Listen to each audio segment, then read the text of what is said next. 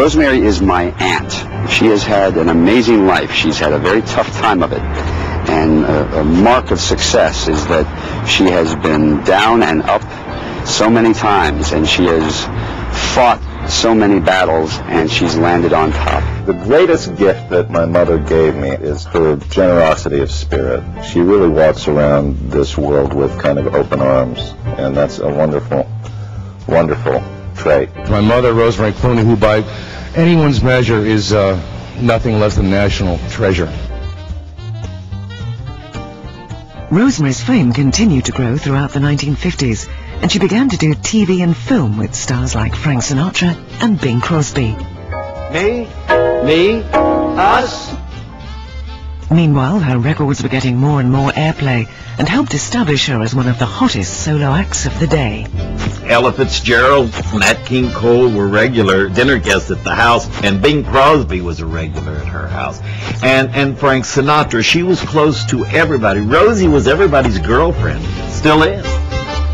After a successful screen test at Paramount, Rosemary landed a lead role in the musical The Stars Are Singing.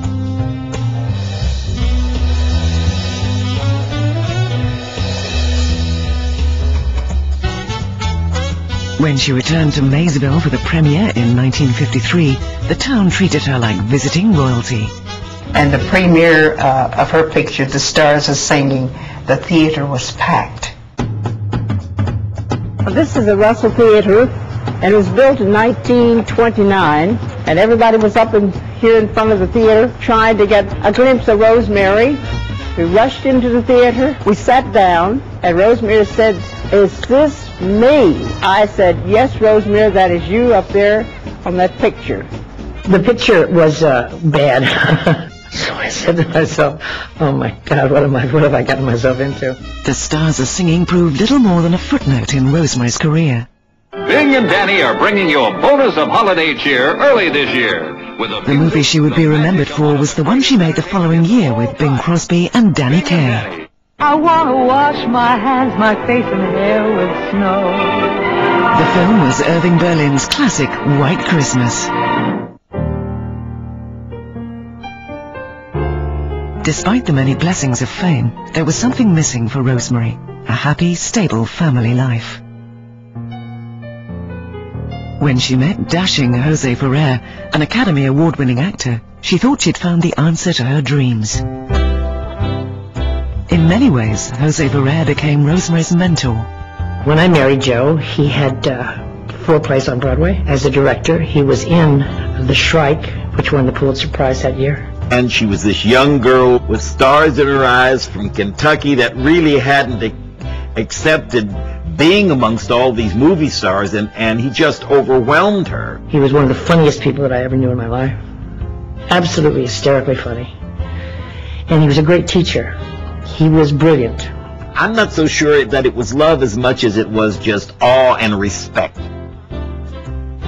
After marrying Jose in 1953, Rosemary continued recording and hosting her own television series. Then her life began to change. Over a 5-year period, the couple had 5 children: Miguel, Maria, Gabriel, Monsita, and Raphael. By the time Rosemary started having children, her career was wagging her. Very often the machine that you start with gathers speed, and you have people that are dependent upon you to get out there and do what you do, because the machine has to work, and the machine is, the starter is you.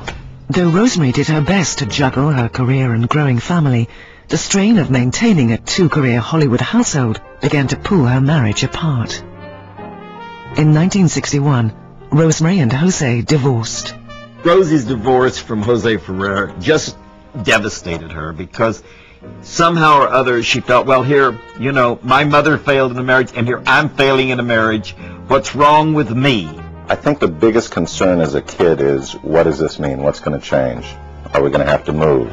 Are we going to get split up from each other?